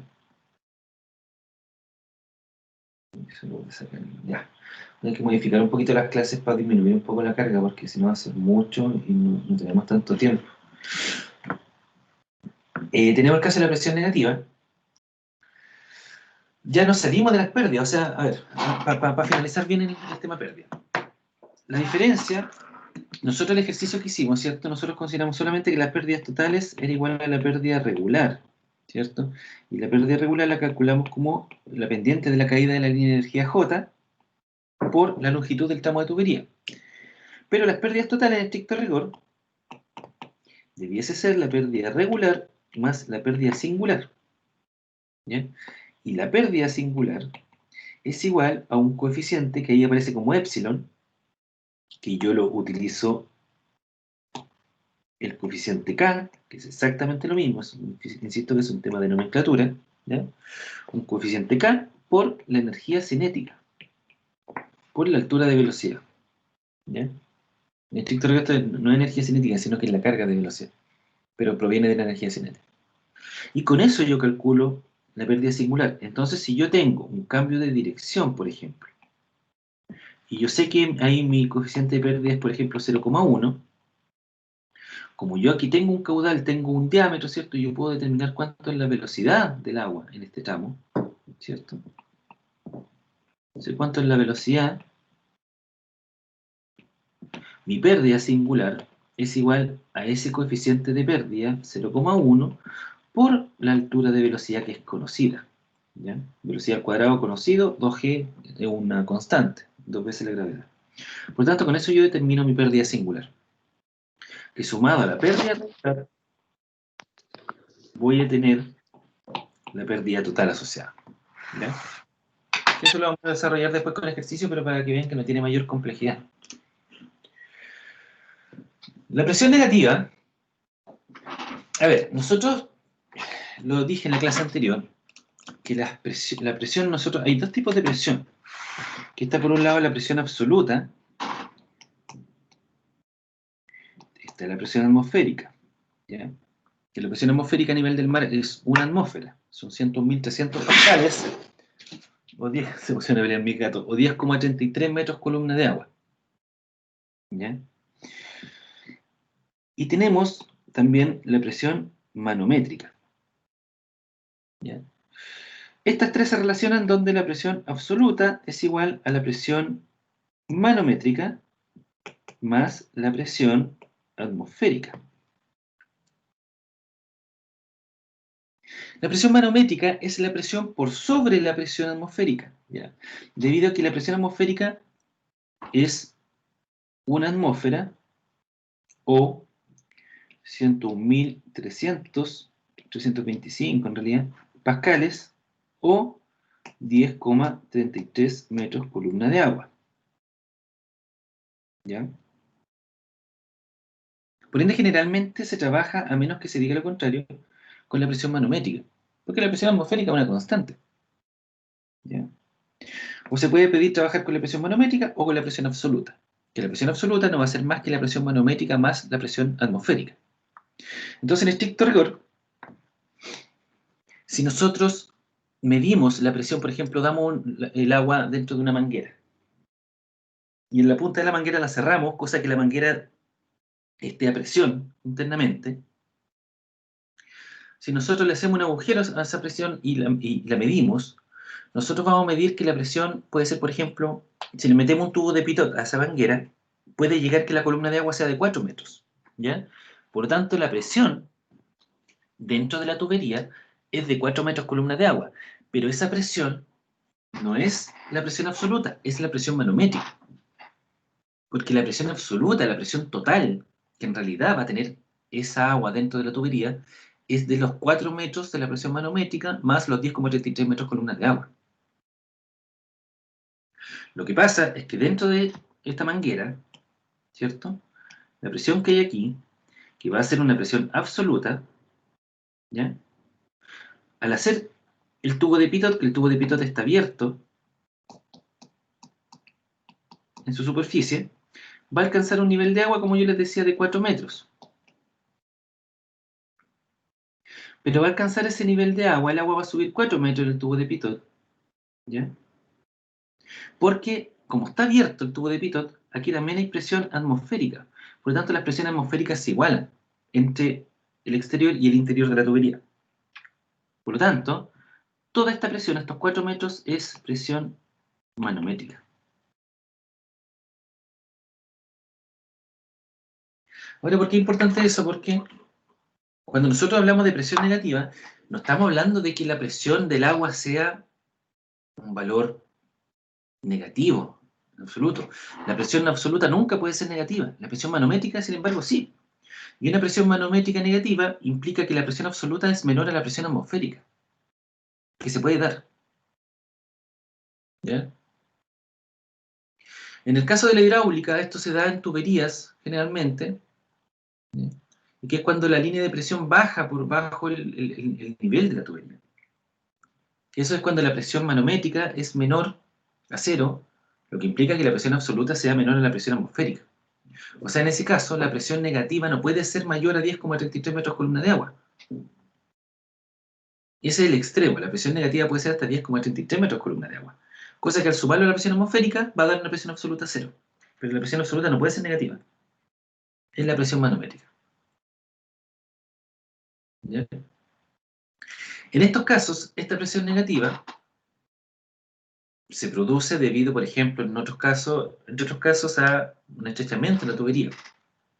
Al existir este estrechamiento de la tubería, que lo vamos a demostrar después con números, se produce una disminución en la presión, hasta incluso llegar a valores menores a la presión atmosférica, ¿ya? Menores a cero, en algunos casos. Perdón, ¿ya?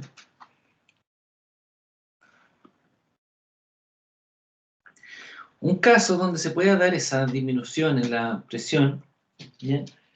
Donde la presión manométrica sea negativa, es el caso de un sifón, por ejemplo. Que un sifón se utiliza harto para agua lluvia o incluso en río.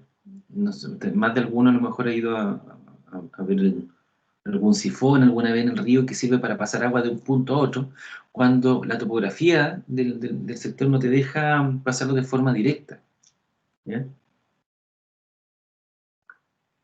¿Dónde han visto, por ejemplo, usted, Felipe, dónde ha visto un sifón? ¿Lo ha visto alguna vez uno? No que yo recuerde. Hasta dentro de las casas hay sifones. ¿Dónde hay un sifón?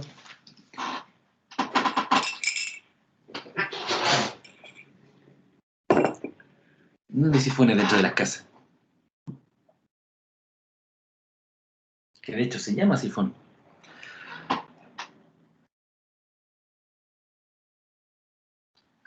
¿En En el los estanque del baño? lavaplatos. ¿En dónde?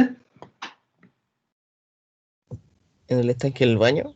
Sí, no, ese es un sifón, po. Ese es un sifón exactamente. Mire, le voy a mostrar imágenes, pero ese sifón.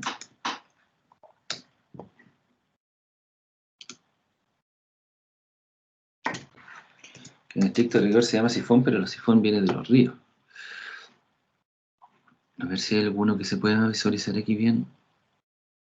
Los sifones siempre, en todos lados, ahí vamos a bañarnos en el sifón, en el río tanto. Aquí tiene un sifón. A ver, es que se lo voy a mostrar a uno mejor con un libro, en vez de mostrar una imagen.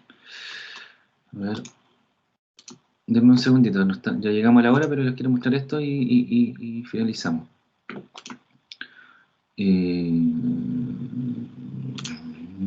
¿Dónde es que tengo estos libros?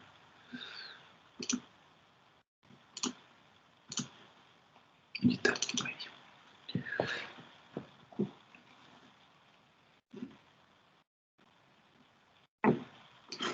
Aquí hay un libro, este es de hidráulica avanzada, así que no, es para diseño de obra, así que no es conveniente que lo utilicen como referencia este libro. Es para mostrarle una imagen que aquí hay un sifón. Oh,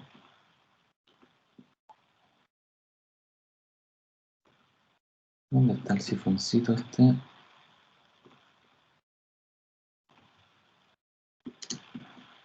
Si está por acá o no.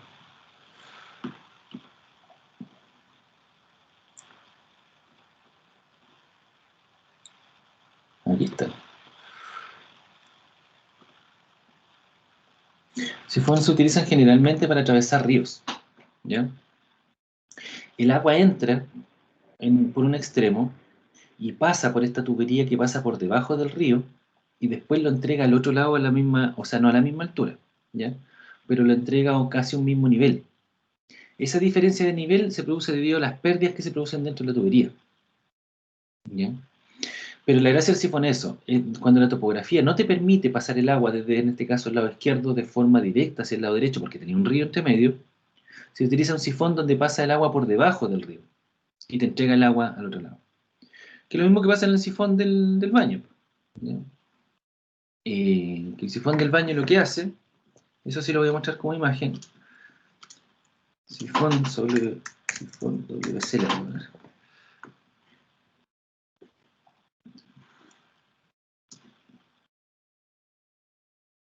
Pasa el agua, ¿cierto? Desde la taza del baño, pasa, sube acá en el sifón y luego se va hacia el desagüe. Entonces lo mismo, pero este sifón, la diferencia que tiene el sifón acá del baño es que este es un sifón invertido. Si se fijan en este libro, este es un sifón cuando pasa por debajo del río, pero nosotros aquí vamos a ver los sifones invertidos. ¿Ya? En esta tubería pasa por sobre el nivel del agua. Entonces, bastante interesante porque acá ustedes me pueden decir, pero ¿cómo es posible que el agua pase por un tubo por sobre el nivel que está originalmente? Cuando uno tendría a pensar de que el agua puede ir siempre disminuyendo, pero nunca puede subir acá. La verdad es que sí puede. Y puede gracias a que la tubería va a presión. ¿Ya? Esto lo vamos a explicar en la próxima clase en detalle, eh, de por qué se produce esto, cuál es la utilidad que tiene esto, porque en este caso, por ejemplo, este sifón, imagínense que debajo de esta tubería, ¿cierto? Nosotros que estamos viendo que son dos estanques, el estanque A y el estanque B, y una tubería que pasa por sobre el nivel del estanque A, y luego conecta al estanque B, pero imagínense que esto es en una escala macro, y que aquí debajo de la tubería hay un cerro.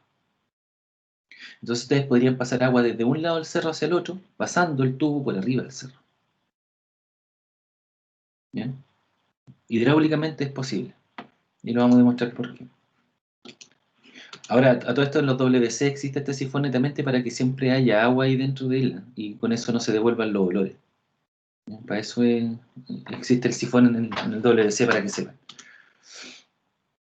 Chicos, ¿hay alguna duda o lo dejamos hasta acá?